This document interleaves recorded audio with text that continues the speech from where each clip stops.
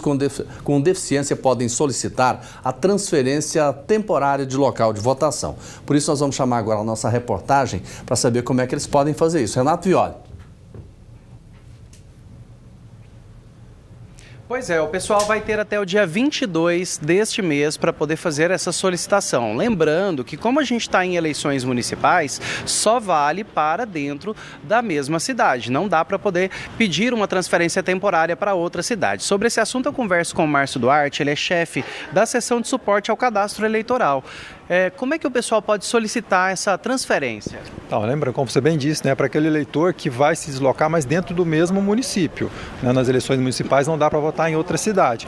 Aquela pessoa que tem alguma dificuldade para o exercício do voto, né, que tem alguma deficiência e não informou lá ao tempo do fechamento do cadastro, ele então tem agora até o dia 22, basta entrar no site, comparecer ao cartório eleitoral, um posto de atendimento à justiça eleitoral, solicitar.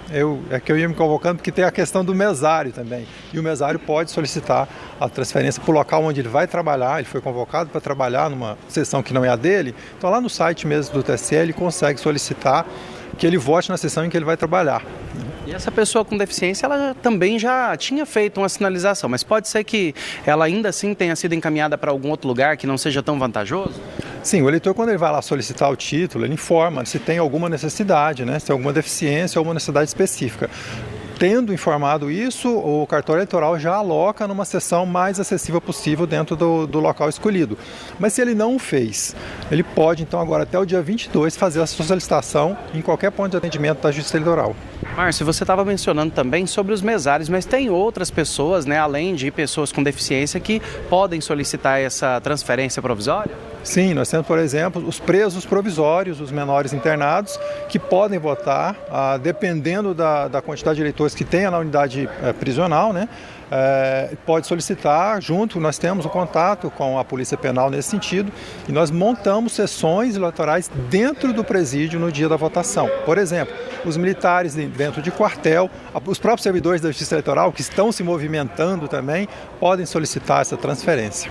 Pois é, essa resolução foi aprovada em 27 de fevereiro desse ano. É importante as pessoas não perderem o prazo para não deixar de exercer o seu direito de cidadão e escolher os representantes, né? Exatamente, esse é o nosso esforço, né?